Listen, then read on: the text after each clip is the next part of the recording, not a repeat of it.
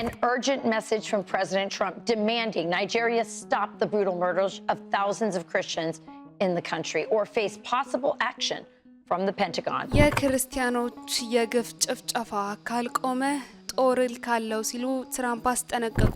ለመጀመሪያ ጊዜ ካሴቱ የተቃጠለው ሻሸመኔ ቅዱስ ሚካኤል ቤተክርስቲያን ነበር። ታስታውሱ ሰዎች ዘመን ጠበቀ፣ እግዚአብሔር ጊዜ ጠበቀ፣ ሻሸመኔ ለኮሳት። በኦርቶዶክሳውያን የግፍ ግድያ ላይ የበጋሻው እጅ አለበት። ሰላም ሰላም፣ ውድ የጊዜ ቲዩብ ቤተሰቦቻችን እንደምሰነበታችሁ፣ እንዴት ቆያችሁልን? ሰላም እግዚአብሔር ከእናንተ ጋር ይሁን። እንግዲህ በዛሬው የመረጃ ሰዓታችን አዳዲስ መረጃዎችን ይዘን ተመልሰን መጥተናል።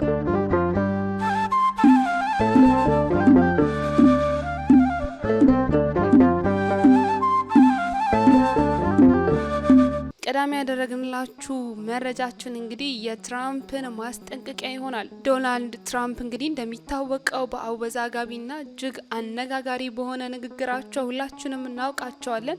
ዛሬም ፕሬዝዳንቱ በአነጋጋሪ በአስደማሚ ንግግራቸው ተመልሰው መጥተዋል። እንግዲህ በንግግራቸውም የክርስቲያኖች የግፍ ጭፍጨፋ ካልቆመ ጦር ልካለው ሲሉ አስጠንቅቀዋል። የአሜሪካው ፕሬዝዳንት የሆኑት ዶናልድ ትራምፕ በምዕራብ አፍሪካ ሀገር ናይጄሪያ ውስጥ እየተባባሰ የመጣውን በክርስቲያኖች ማህበረሰብ ላይ የሚፈጸመውን የግፍ ግድያና ጥቃት በተመለከተም ከባድ ማስጠንቀቂያቸውን ነው እንግዲህ የሰጡት። ፕሬዝዳንቱ ሁኔታው ካልተሻሻለ የአሜሪካ ጦር ወደ ናይጄሪያ ሊላክ እንደሚችልም አስፈራርተዋል። ከዚህም ባለፈ ደግሞ ፕሬዝዳንት ዶናልድ ትራምፕ በናይጄሪያ ውስጥ በየቀኑ በሺዎች የሚቆጠሩ ክርስቲያኖች እየተገደሉ ነው በማለት የናይጄሪያ መንግስት ይህንንም እልቂት ለመከላከል በቂ እርምጃ እየወሰደ አይደለም ሲሉም ተናግረዋል። ፕሬዝዳንት ዶናልድ ትራምፕ በዚህ ብቻ አላበቁም። በአፍሪካዊቷ ታላቅ ሀገር ናይጄሪያ ውስጥ እየሆነ ያለው ነገር አስፈሪ ነው ያሉ ሲሆን በሃይማኖታቸው ምክንያት ህይወታቸውንም ያጡትን ክርስቲያኖች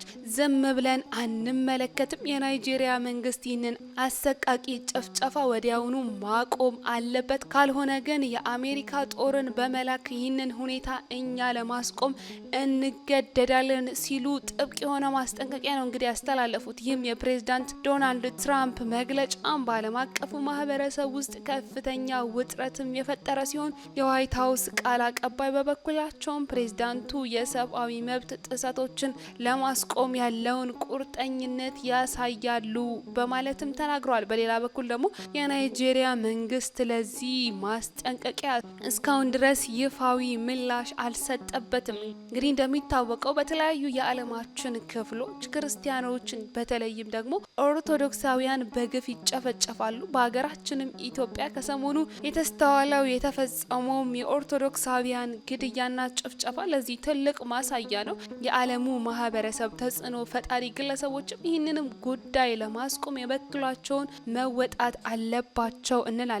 ይህም የፕሬዝዳንት ዶናልድ ትራምፕ ንግግርም ቢሆን ሊደገፍ የሚገባና ይበል የሚያሰኝ ነው። ሌላኛው መረጃችን ደግሞ ወደ ሀገራችን ኢትዮጵያ ተመልሰን በርካታ ኦርቶዶክሳውያንን ያስቆጣውን ክስተት የሚያስመለክተን ይሆናል። በኦርቶዶክሳውያን የግፍ ግድያ በሰማዕታቱ ጭፍጨፋ ጮቤ የረገጠው በጋሻው ደሳለኝ ኦርቶዶክሳውያንን በእጅጉ አስቆጥቷል። ይህ አንድ ቪዲዮ ኦርቶዶክሳውያን በእጅጉ ከማስቆጣትም አልፎ በጋሻው ደሳለኝ በዚህ የግፍ ጭፍጨፋና ግድያ እንዲሁም ደግሞ በኦርቶዶክሳውያን ላይ የሚፈጸመው ይህ ግድያ ላይ እጁ አለበት እንዲሉም አድርጓቸዋል። እንግዲህ በጋሻው ደሳለኝ ከሰሞኑ ባወጣው በዚህ አጭር ቪዲዮ ላይ የኔ ካሴትን በሻሸመኔ ቅዱስ ሚካኤል ቤተክርስቲያን ስላቃጠላችሁ ነው በሻሸመኔ ያ ሁሉ ቃጠሎና የኦርቶዶክሳውያን ግድያ የተፈጸመው በማለትም የሱ ካሴት በመቃጠሉ ምክንያት የመጣ መቅሰፍት አስመስሎ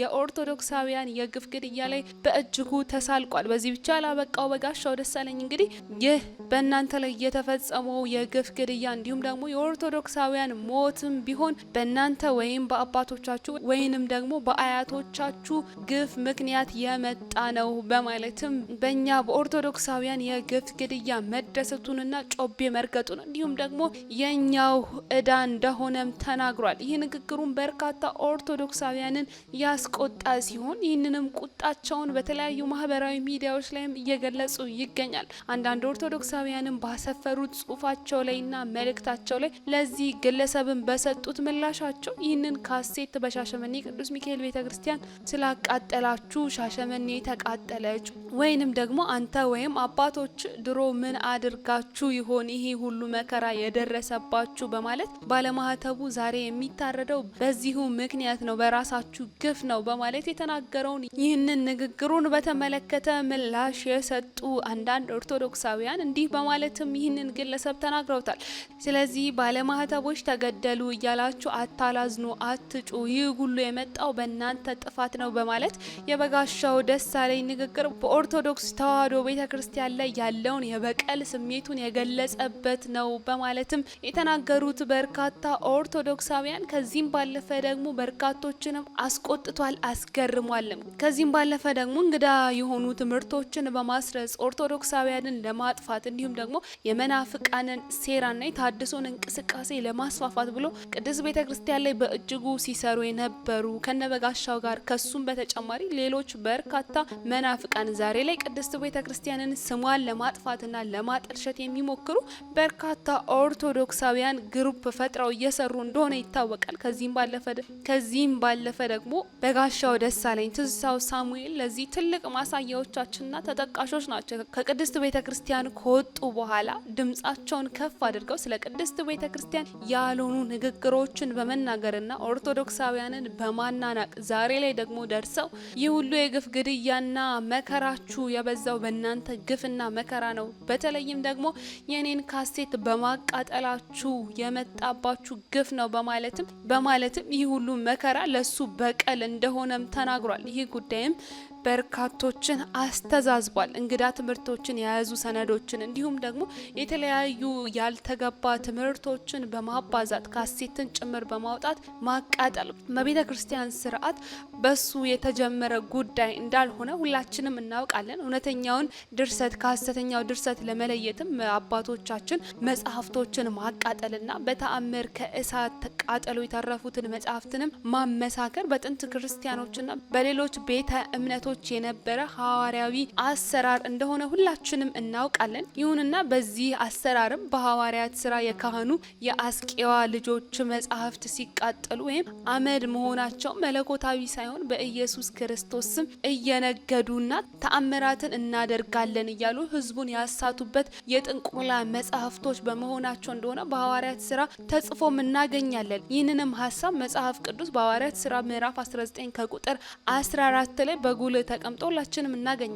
የዚህም የበጋሻው ደሳለኝ መጽሐፍትም ቢሆን የንግድ ካሴቶችና እንቶ ፈንቶ የሆኑ ድርሰቶችን ቢሆኑ በሻሸመኔ ቅዱስ ሚካኤል ቤተክርስቲያን መቃጠላቸውና አመድ መሆናቸውን ቢሆን ከአይሁድ ካህናት ለመገንጠልና ከሐዋርያት ትምህርት ለመውጣት በማቀዳቸው ተአምርም እናደርጋለን እያሉ በኢየሱስ ክርስቶስ ስም ሲያጭበረብሩና የኑፋቄ ትምህርቶችንም ሲያሰራጩ ከነበሩት ከአስቄዋ ልጆች ጋር የሚያስፈርጀው እንጂ ከእግዚአብሔር የተላከ ባሪያ የሚያሰኘው አይደለም በማለትም ኦርቶዶክሳውያን ለዚህ ግለሰብ ድንቅ የሆነ ምላሽ ነው እንግዲህ የሰጡት። ጽሁፉ ይቀጥላል። በፊትም ቢሆን ይህ ግለሰብ በኦርቶዶክስ ቤተክርስቲያን በቅዱስ ቤተክርስቲያን በነበረበት ወቅትም ቢሆን ነበልኩ እያለም ሲያወራ እንሰማዋለን። እውነቱን ከሆነ ደግሞ የዚህ ግለሰብ የእርሱ ጽሁፍ ብቻ ተለይቶ ድርሰት ስለመቃጠሉ በኦርቶዶክስ ስርዓት ታሪካዊ አሰራርን የተመለከተ ስለመሆኑ መናገርና ማወቅ ነበረበት። በሀገራችን ኢትዮጵያም ቢሆን የነገረ መለኮት ትምህርት እድገትን በሀገራችንም ኢትዮጵያ ቢሆን የነገረ መለኮት ትምህርት ሰምቶ ሚያቅ ከሆነ አንድ ተአምራዊ ክስተትም ልንጨምርለት ልናሳውቀው ይገባል።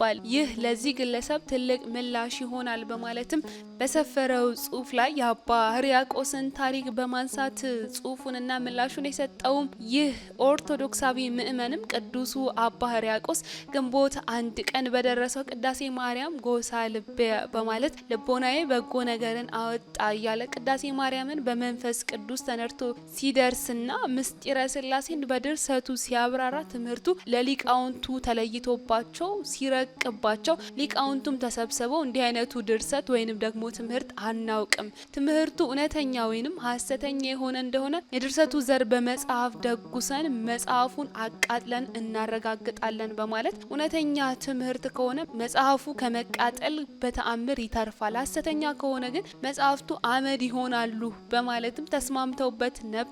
ታዲያ በዚህ ምክርም አባ ሕርያቆስ የደረሰው የቅዳሴ ማርያም መጽሐፍን ደጉሰው ሊቃውንቱ አቃጥለውታል።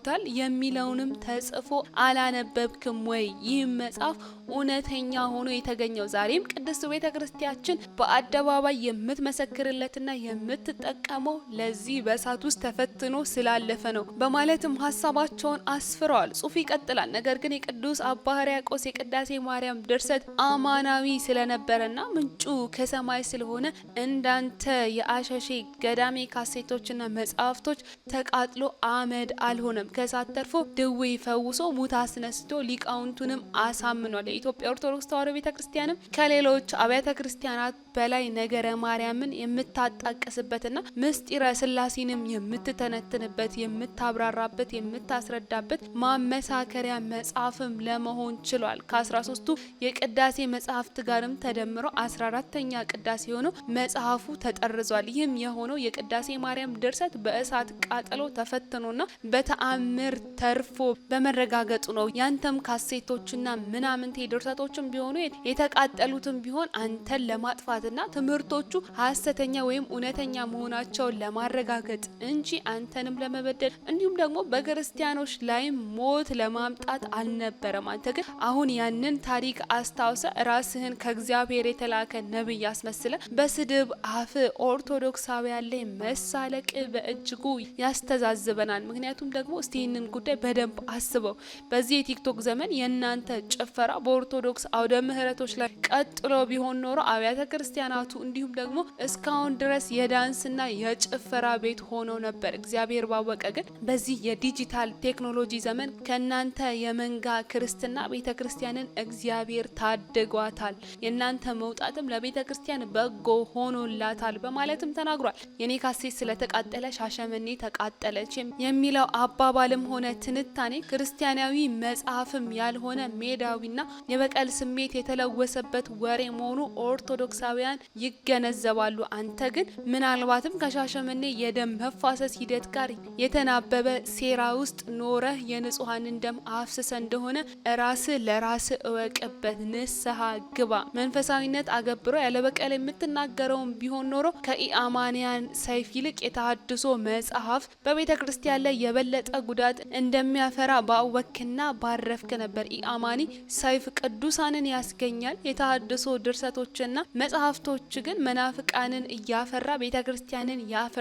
የተናገርከው የበቀል ቃል ከመናገር በፊት ይህንን ባወቅ ነበር። በእርግጥም ይህንን የበቀል ስብከትህን የሰበከው በኦርቶዶክሳውያን አውደ ምሕረትና አውደ መጽሐፍት ቢሆን ኖሮ እኛም ንስሐ በገባን ነበር። ስላንተ በደል ስላንተ ኃጢአት እኛ ዛሬ ላይ ንስሐ እንገባ ነበር። እንኳንም ከአውደ ምሕረቱ ወረድክ፣ እንኳንም ከቅድስት ቤተ ክርስቲያን ወጣ ማቅም በለበስን ነበር ስላንተ በደል። አንተ ግን ሃይማኖቴ